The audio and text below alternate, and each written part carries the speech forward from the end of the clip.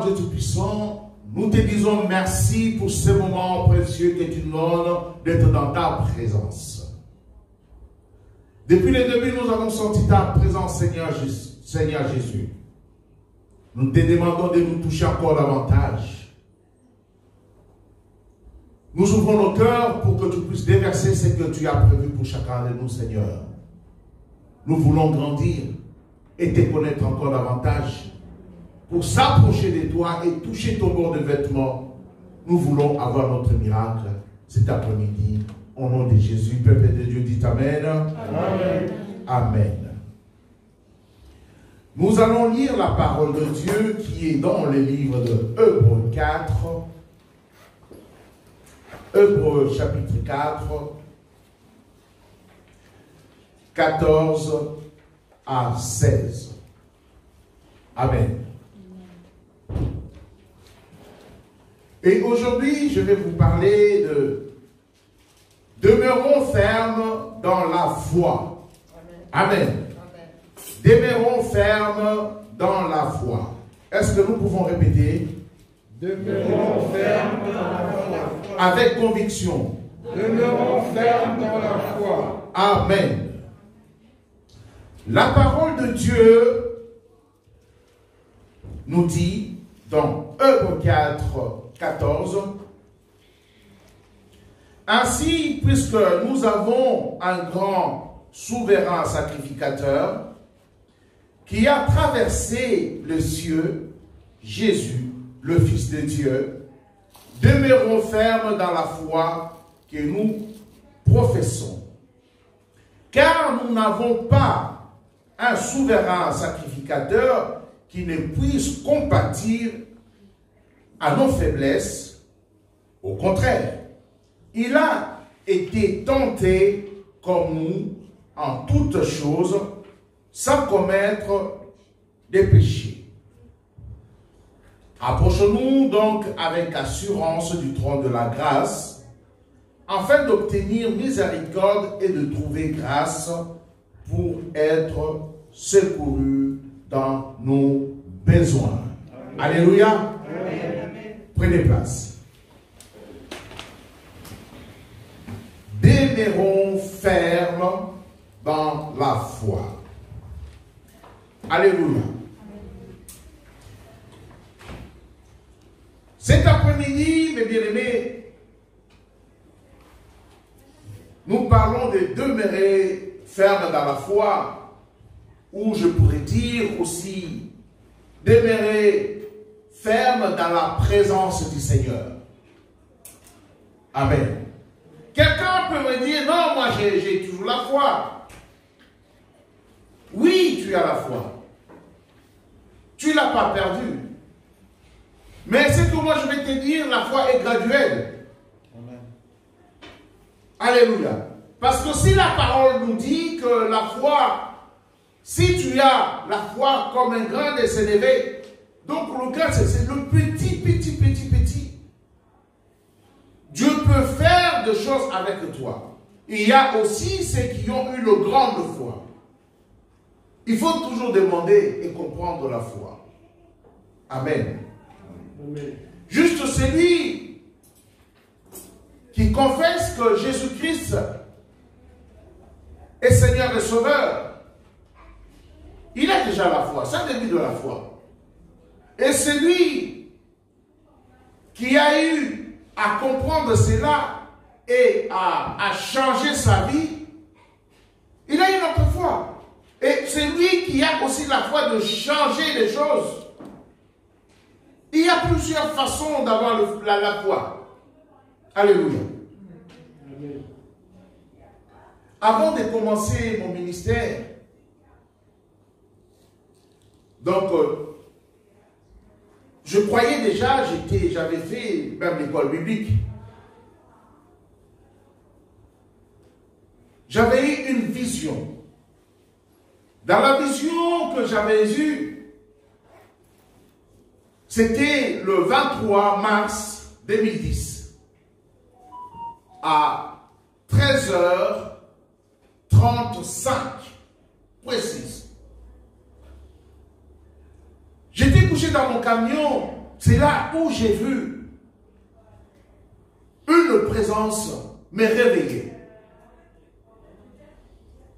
En regardant comme ça, j'ai reconnu tout de suite qu'il m'avait réveillé parce qu'il était un grand géant avec une grande main. Et son visage brillait, il m'a réveillé. J'ai reconnu tout de suite que j'étais dans la présence du Seigneur. Il me dira juste une phrase. Aimé, tu vas me servir et je te soutiendrai.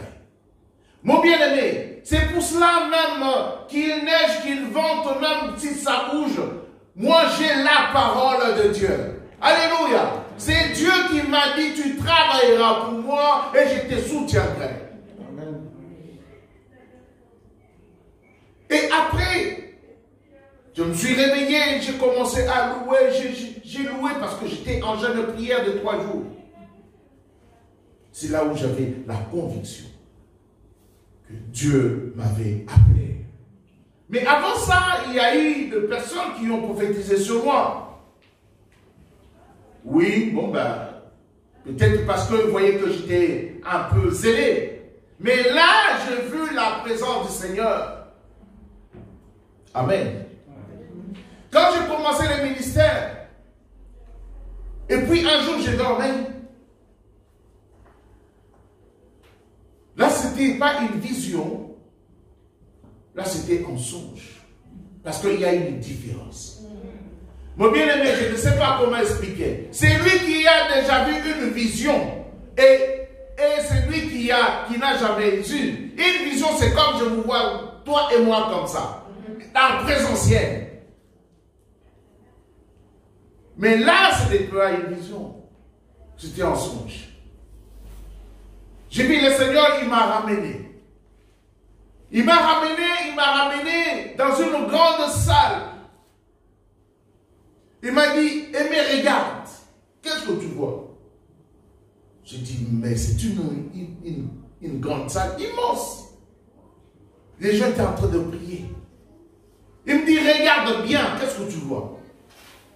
Mais quand je regarde, je dis, mais je vois les gens de toutes nations qui sont en train de prier.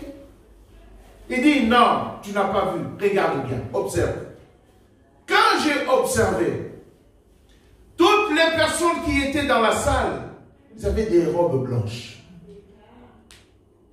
J'ai dit, mais ils ont des robes blanches, mais je vois même pas la moitié. S'ils étaient 1000, au moins d'une dizaine, moins de 10%, ils avaient une robe blanche, mais éclatante. Je dis, mais ils ont tous la robe blanche, mais il y a ceux qui ont des robes sont plus lumineux. Elle dit, ah oui, là tu as compris. Tu vois, tous ces gens-là, ils sont sincères, ils ont la foi. Ils m'ont accepté comme Seigneur et Sauveur. Et ils marchent droit. Mais je dis, mais et les autres? Et les autres, ils ont compris que quand ils prient, moi, j'entends et je peux leur répondre. Donc, ils ont une grande foi. Je dis, ah d'accord. Mais bien aimé, ne t'inquiète pas. Ne te pose pas la question si je prêche la foi matin, midi et soir. Parce que je l'ai reçu auprès du Seigneur. Il m'a dit, prêche pour que les gens sachent qu'il faut augmenter la foi, qu'il est la foi de changer des circonstances. Amen. Il y a des personnes, ils sont sincères, ils viennent à l'église, ils prient. Oui. Mais il faut que le pasteur puisse prier pour lui pour qu'il se sente bien. Non. Le pasteur n'est pas mort à la croix pour toi. Crois à Jésus-Christ. Le pasteur, ce n'est que le canal que Jésus lui utilise pour t'enseigner, pour que tu puisses avoir la foi. Amen. Alléluia. Amen. On doit demeurer dans la présence du Seigneur avec la foi. Et on doit prier tous les jours pour que notre foi ne baisse pas. Alléluia. Il est important. Mais cet après-midi, je vais encourager quelqu'un. Selon notre titre, demeurer. Quand je parle de demeurer, c'est de garder, s'attacher, lié à la foi, proclamer même la foi comme je la proclame. Amen. Il est important. Le livre de Hébreux 4, 15 nous dit, car nous n'avons pas un souverain sacrificateur qui ne puisse compatir à nos faiblesses. Au contraire, il a été tenté comme nous, en toutes choses, sans commettre des péchés. Notre souverain sacrificateur. Il a été tenté. Christ a été tenté. Mais il n'a pas failli. Bien-aimé, ne t'étonne pas si tu es tenté. Ne baisse pas les bras parce que tu as des problèmes. Et il avait des problèmes plus que tes problèmes à toi. Parce qu'on l'a amené comme on amène à l'abattoir un agneau. Tu sais qu'on va t'abattre là. Et fait que tu garderas la foi. Et lui, il le savait. Il avait la possibilité de changer les choses. D'appeler une armée des anges pour qu'ils puissent venir le soutenir. Mais il n'a pas fait. Il s'est assujetti à sa parole. Parce qu'il fallait qu'il meure pour toi, pour que tu puisses avoir la liberté. Est-ce que tu peux dire la liberté? La liberté. Si c'était un de nous, même si c'était moi, les anges, venez, venez, venez, venez. Mais non. Ah, les anges, venez. La peur. La peur, la peur.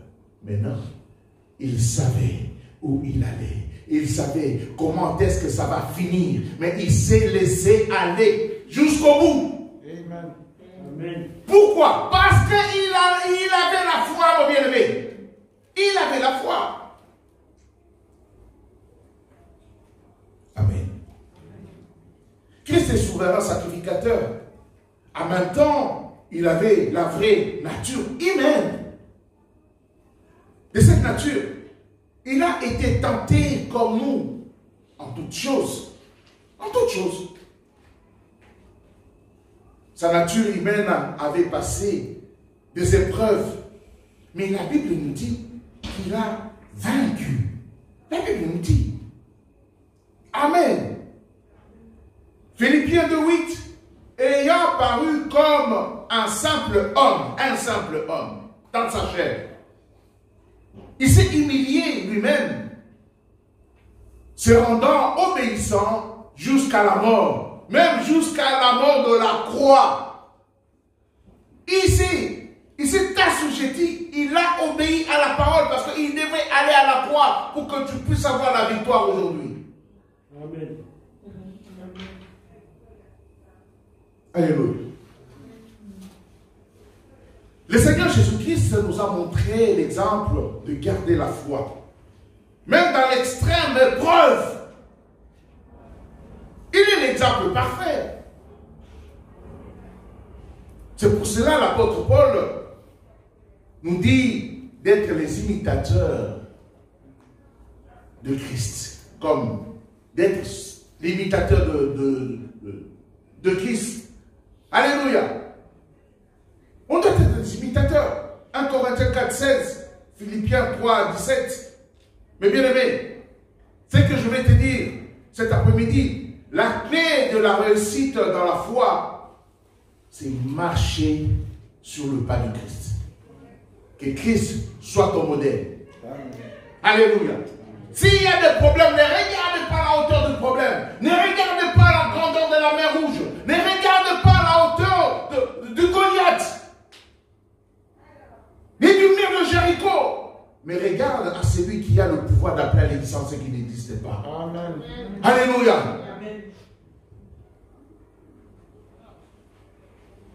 Quand on regarde le problème, on va voir encore trop. On ne va même pas bien réfléchir. Le problème va nous submerger. Mais tu dois savoir, garde la foi, que celui qui qui est en toi est plus grand que celui qui est dans le monde. Oh pasteur, tu ne sais pas par où je suis en train de passer, je ne vais pas savoir. Mais qui c'est mort pour toi? Si tu le connais, alléluia. Tu dois prier par la foi, tu as des problèmes, continue de prier. C'est comme ça que ta robe va être changée à une robe blanche éclatante. Vous savez, tu peux connaître la Bible, tu connais tous les versets, mais si tu n'as pas la foi, Dieu n'agit pas. Il faut avoir des bases. Il faut avoir des bases, c'est la clé même. C'est la clé. Alléluia. C'est la clé, mon bien-aimé. Tu dois prier pour ta foi tous les jours, pour que ta foi ne faillisse pas, pour que ta foi grandisse. Mais j'ai des problèmes, oui, tu es là. Mais moi, je crois à l'œuvre de la croix, je vais te parler. Toi, problème, Christ a payé à la croix. Toutes les ordonnances que tu me réclames là, il a payé. Alléluia. Amen. Par la croix, je t'envoie le feu même. Quand dans l'église arrive au nom de Jésus. C'est là où tu vas briser ta force. Mais si tu n'as pas la foi, j'ai trop de boulot là. Bah oui. Des fois, c'est nous qui donnons au diable, on lui donne le pouvoir qu'il n'a pas. On lui donne le pouvoir qu'il n'a pas. Ce n'est pas moi qui combat, mais c'est Christ qui est à moi qui combat. Alléluia. Amen. C'est ce qu'on doit savoir. Donc la clé, c'est de marcher comme Christ. L'avoir comme modèle, quelles que soient les difficultés, être toujours ferme et savoir que le Seigneur va me secourir, va me secourir dans tous mes besoins. Dans tous mes besoins. Vous savez qu'est-ce qui se passe en réalité? J'en ai déjà parlé, mais je veux réitérer parce qu'il n'y avait pas de gens qui sont là aujourd'hui. En observant le chrétien, j'ai observé il y a 3 grands types de chrétiens. Alléluia. L'Apocalypse 2, versets 4 et 5, nous dit, mais ce que j'ai contre toi, c'est que tu as abandonné ton premier amour. Souviens-toi donc d'où tu es tombé. Répands-toi et pratique tes premières œuvres. Sinon, je viendrai à toi et j'ai ôterai ton chandelier de la place, à moins que tu ne te répandes. Qu'est-ce que cela veut dire tout ça? La Bible est en train de nous dire, nous exhorter.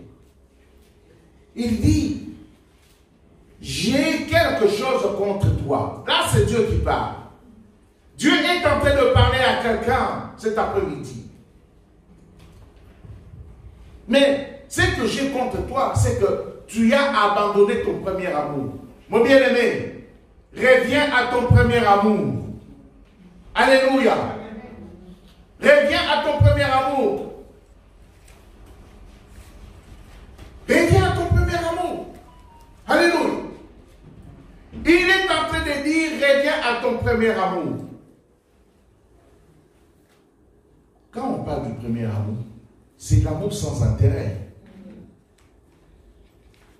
Quand tu as été touché, le jour où tu as pleuré, le jour où tu t'es rendu compte que tu étais un pécheur et qu'il n'y avait que Christ qui pouvait te sauver. Tu as oublié. Tu es loin de ce jour-là que tu as pleuré. Que tu as pris conscience qui est Christ, quelle est ton identité réelle. Reviens, je t'en supplie. Mais il est en train de te dire, mais ce que j'ai contre toi, c'est que tu as abandonné ton premier amour. Souviens-toi donc d'où tu es tombé. Répands-toi. Il n'y a que la repentance qui peut te faire revenir auprès du Seigneur. Il n'y a que la repentance. Alléluia. Si tu as mal au cœur, la semaine d'avant ou que j'avais prêché,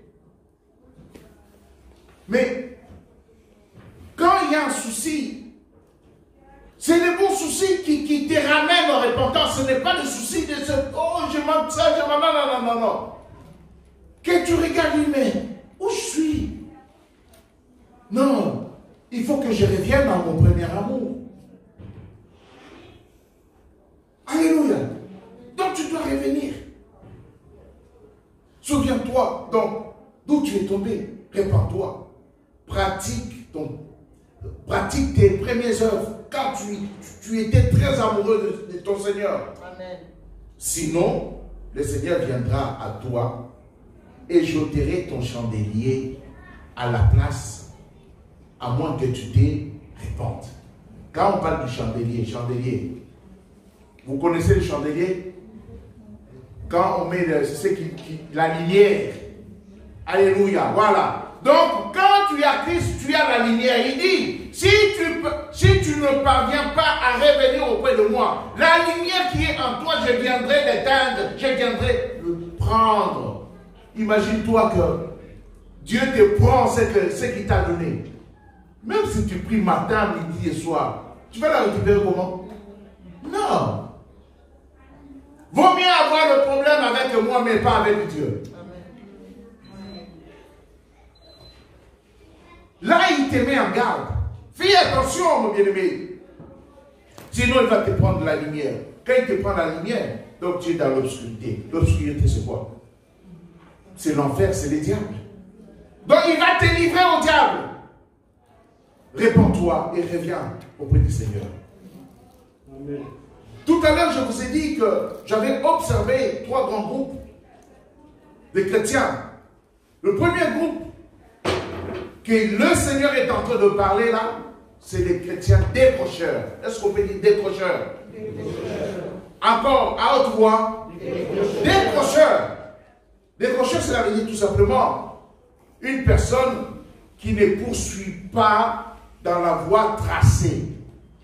On dit non, tu dois passer là. Non, non, lui il ne passe pas là, il veut passer à côté. Mais si à côté il y a des mines, on te dit passe là. Non, non, ouais, c'est le raccourci. Oui, pas le raccourci. C'est là où tu vas sauter. Oui, mais pourquoi il n'avait pas insisté? Qu'il insiste quoi? Comme un jour, Dieu m'avait donné une parole.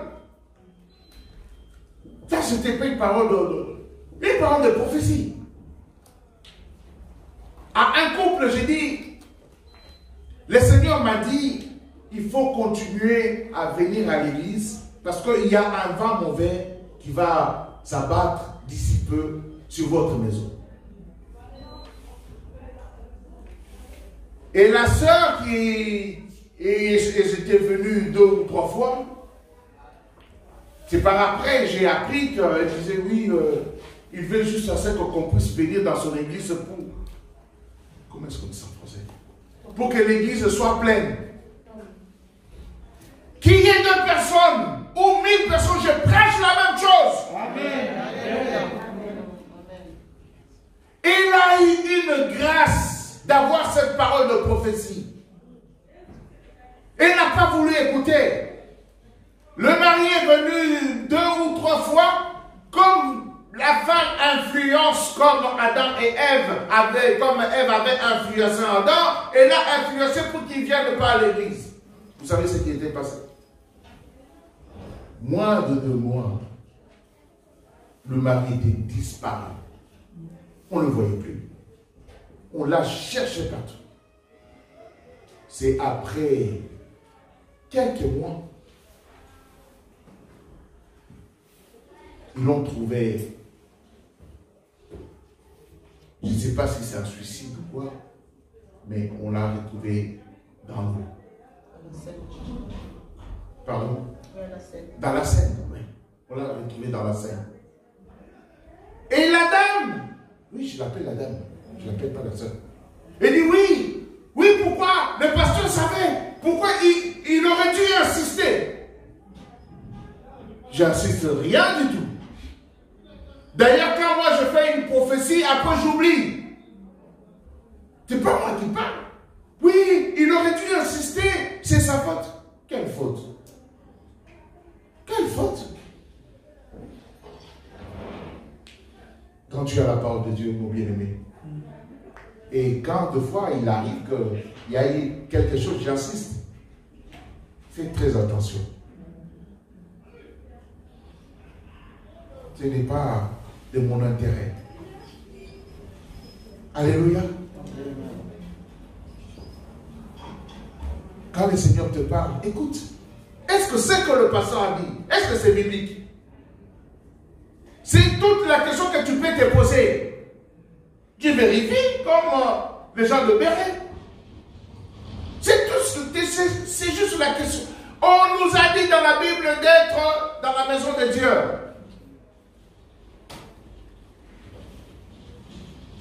Amen. Amen. Et là, je vous parlais de chrétiens décrocheurs. Amen. Personne qui ne poursuit pas dans la voie tracée. Mais ils ont leurs caractéristiques. Les décrocheurs, ils peuvent te dire, oui, mais il aime Dieu. C'est vrai, ils aiment Dieu. Il aime Dieu. Il a l'amour de Dieu. Quand tout va bien. Mais il y a une chose. Ils sont égocentriques. Ils aiment bien être au milieu de tout.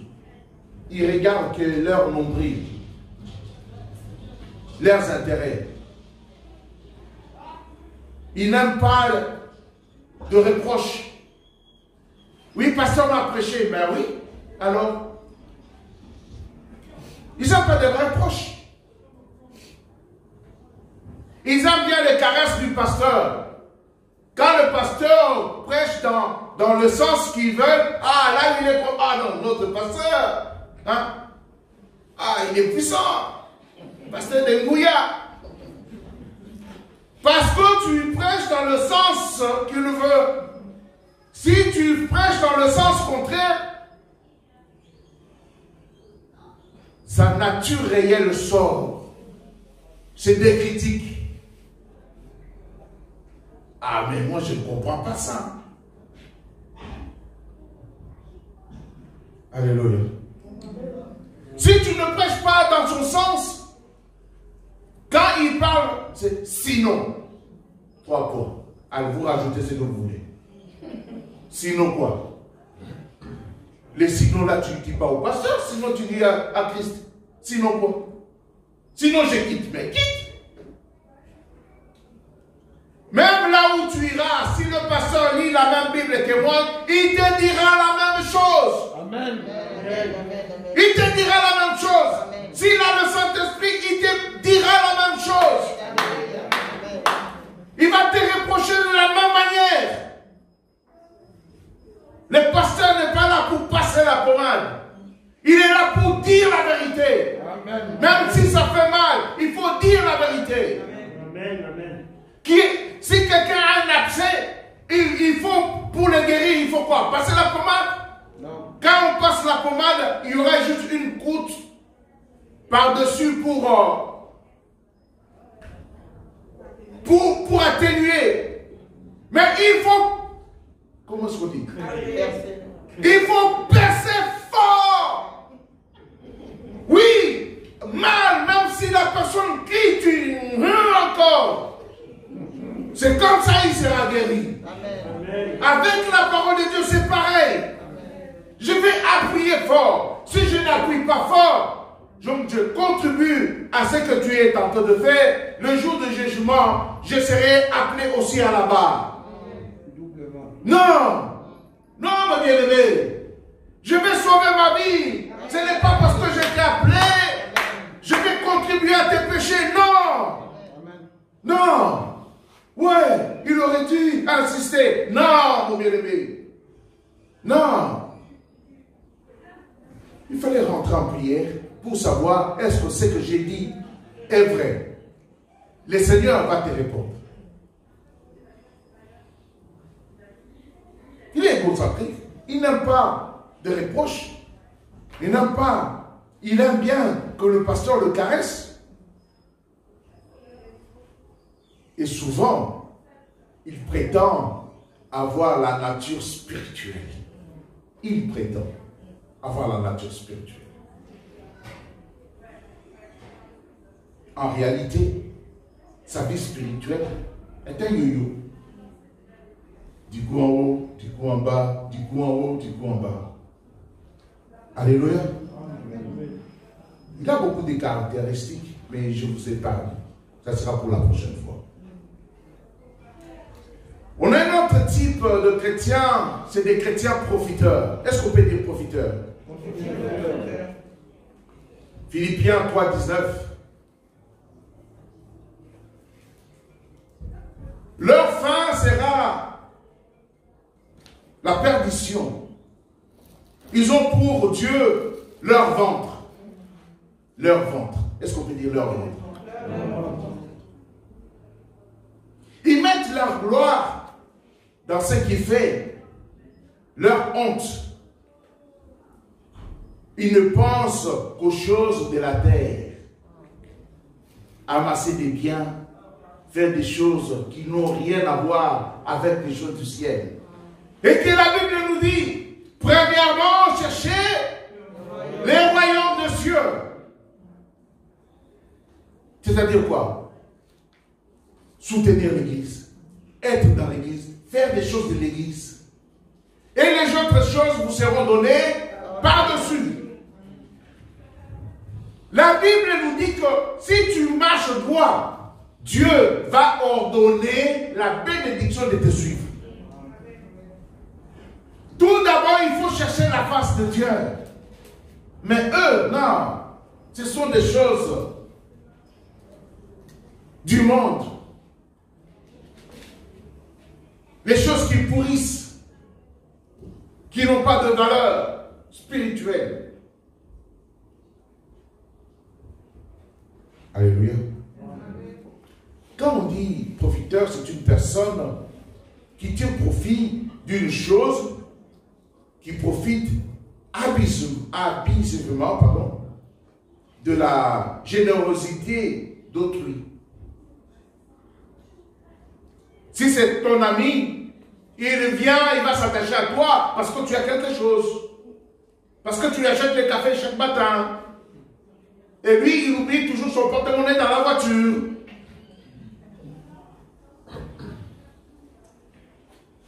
Les jours de l'anniversaire, il vient juste avant qu'on chante, pour consommer. Quand il a donné des cadeaux, il est aux toilettes.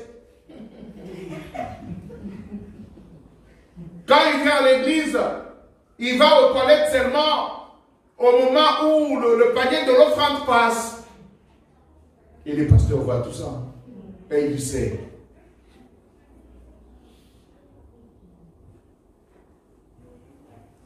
Sa dîme, il a toujours des problèmes. Alléluia. Mais tu auras encore plus de problèmes. Profiteur. Alléluia. Ils aiment Dieu juste par profit. Ils aiment juste des bénédictions. Mais les sacrifices, c'est pour les autres. Quand il faut prier pour l'église, non, ils ne sont pas là. Même quand on ramène l'église dans la chambre, non, ils ne se connectent même pas. Ils savent que non, ils sont tellement généreux, ils vont prier pour moi. Le sacrifice, c'est pour les autres. La bénédiction, c'est pour eux. Ils viennent à Dieu seulement quand ils ont des problèmes. Dès que Dieu exauce, il est miséricordieux. Il est miséricordieux, mon bien-aimé. Il peut voir ton état, il te dit, bon, je vais exaucer pour qu'il puisse venir. Non, non. Quand Dieu a exaucé, il lâche l'affaire, c'est fini. C'est fini pour lui. Non. Oh. Mais il parle de Dieu. Amen. Amen. Il peut être toujours dans l'église. Hein. Ils sont fidèles à l'église. Hein. Mais ils ne sont pas fidèles à Dieu. Il y a une différence entre fidèle à l'église et être fidèle à Dieu. Amen. Quand ils viennent à l'église, c'est un groupe de club med, quoi. Parce que le pasteur est gentil, parce qu'il y a de la bonne musique, parce que je m'ennuie à la maison. Je vais écouter quand même la bonne parole pour soulager ma conscience. Mais quand on dit jeûne, wow, c'est là où ils sortent toutes ces maladies. Moi, je ne peux pas jeûner parce que j'ai ça. Ah bon? Qu'est-ce que tu veux? Les autres vont prier pour moi. Quand tu exauces, c'est fini. Et souvent, ils choisissent leur verset. Ils connaissent leur verset capital. Leur verset phare. Oh, mais ça, la sanctification, là, ben, il exagère un peu. Mais le pasteur aussi. Waouh! Ils choisissent leur verset. La critique et la partage. Grave. Pasteur, je t'aime. Il déclare l'amour du pasteur. Mais rare, il déclare l'amour du Christ. Hypocrite. L'hypocrisie. C'est leur nature. Quand on parle de l'hypocrisie, c'est quoi? Attitude consistant à dissimuler son caractère ou ses intentions vraies. Oh, j'aime tout le monde. Il aime tout le monde, ils aiment ce que vous avez, mais ils n'aiment pas ce que vous êtes.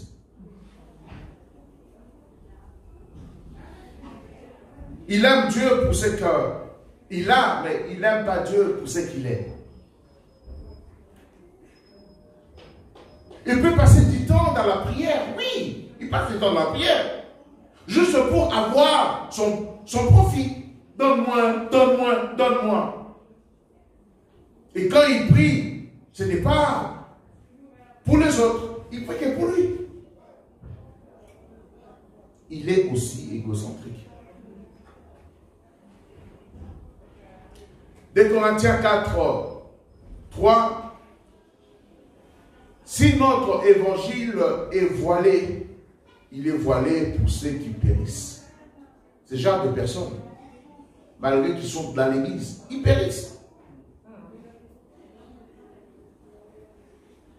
Le point commun entre les deux types de chrétiens, donc cela veut dire le décrocheur et le profiteur, ils sont égocentriques. Ils regardent que leur nombril. J'ai rien à gagner. Ce n'est pas pour moi. C'est moi. Il a cité tout le monde, mais il ne m'a pas cité. Il va être chouchouté. Wow. Vous savez, quand il prie, il s'approche du trône de la grâce, c'est vrai. Pourquoi? Pour être secouru dans leurs besoins. Mais ils ne cherchent pas la grâce du Seigneur. Non, non, ils cherchent toujours être secourus à leurs besoins.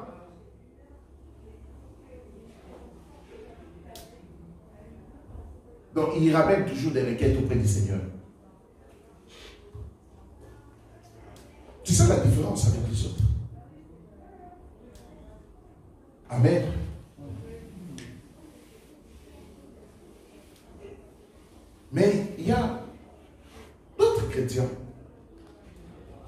qui sont stables. Est-ce qu'on peut dire stable? Ésaïe 40, 31. Il nous dit, mais ceux qui se confient en l'Éternel renouvellent leur force. Ils prennent le vol comme les aigles. Ils courent, ils courent, ils courent. Ils ne se lassent point. Ils marchent, ils marchent, ils marchent. Ils ne se fatiguent point. Alléluia. Vous savez, nous quand on était au pays, l'école c'était pas au coin de la rue. Hein. On marchait, on marchait, on marchait, on marchait loin. Tu vas où? Non, non, j'arrive juste ici. Ah. Oh, tu vas où? Non, j'arrive jusqu'ici. Mais on faisait des kilomètres et des kilomètres. On ne se fatiguait pas. Un chrétien stable, même si il a la promesse, il ne voit pas la promesse arriver, il ne va pas se fatiguer. Amen. Mon bien-aimé, il ne va pas se fatiguer. Amen. Parce qu'il a confiance en Dieu, parce qu'il a la foi en Dieu, quand le corps se fatigue, Dieu le renouvelle. Il le renouvelle comme un aigle. Il a une grande vision. Ce n'est pas des canards. Des canards restent toujours en bas, dans la boue, dans des caniveaux, dans des choses inutiles. Mais un aigle, il vole haut pour avoir une grande vision. Amen.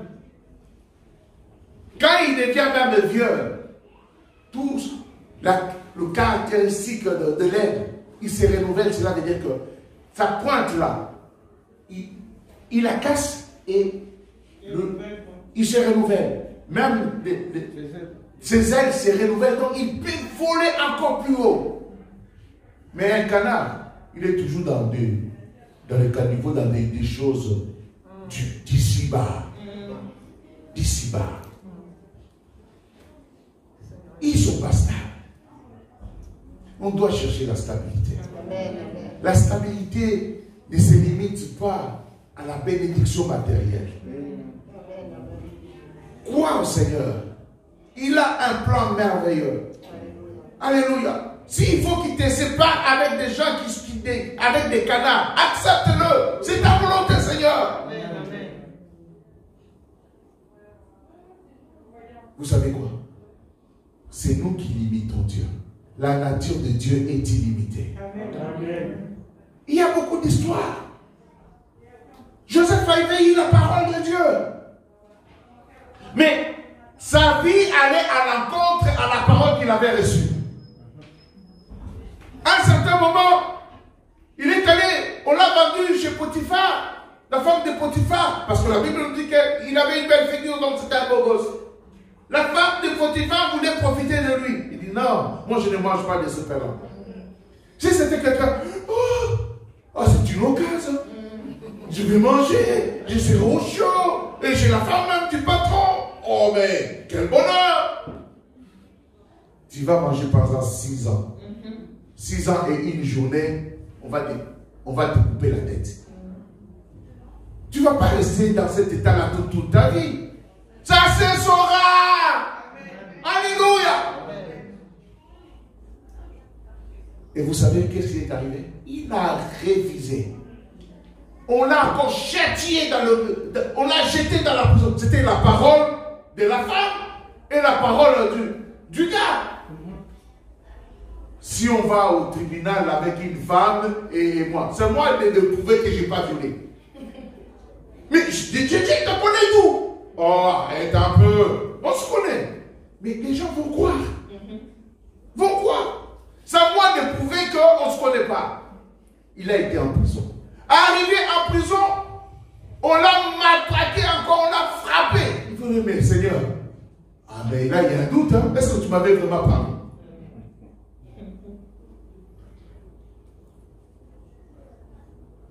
Il croyait, même si je vais en prison. Mais moi, je crois à toi, Seigneur. Il fallait qu'il aille.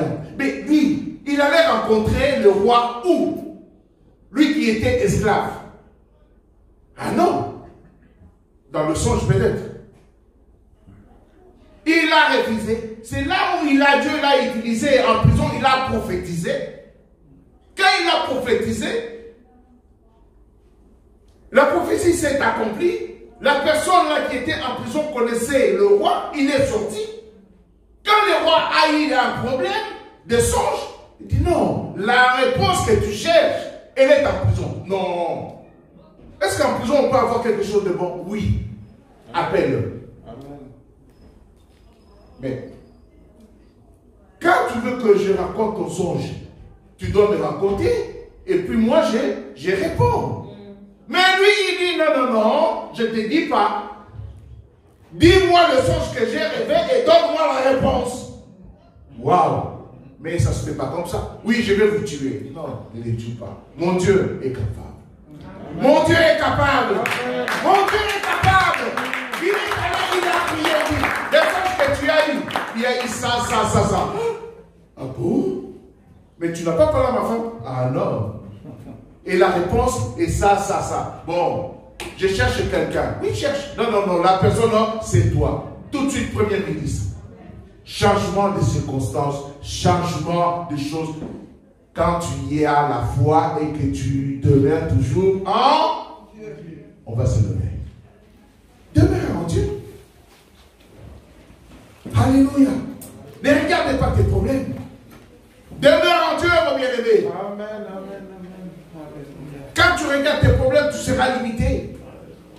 Oui, mais il y a ça. Non, on n'est pas cartésien quand on a la parole de Dieu dans son cœur. On a que la foi. On va lever nos mains. Alléluia. Koyara kana yara boyo kuroshia. Koyara boyo koro yana mama. Koyara boyo koro yana karashia lama. Koyara boyo koro yana mana karashia. Dis Seigneur, je viens en toi. Parce que tu es mon Dieu, mon roi. Tu connais où je suis. Tu connais ma condition. Dans tous les types, dans tous les trois types de personnes qu'on a vues aujourd'hui, tu connais où je me situe. Je te demande, Seigneur, pardon. Je veux demeurer dans ta présence. Je veux demeurer dans ta présence, Seigneur.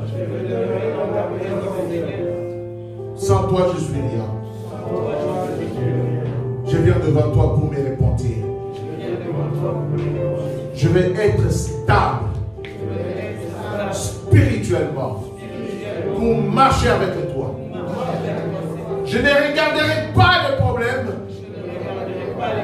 qui sont autour de moi, mais je vais regarder qu'à la croix, là où tu as déclaré, tout est accompli au nom de Jésus. Mon bien-aimé, tu vas élever ta voix, tu vas prier et le Seigneur va t'exaucer.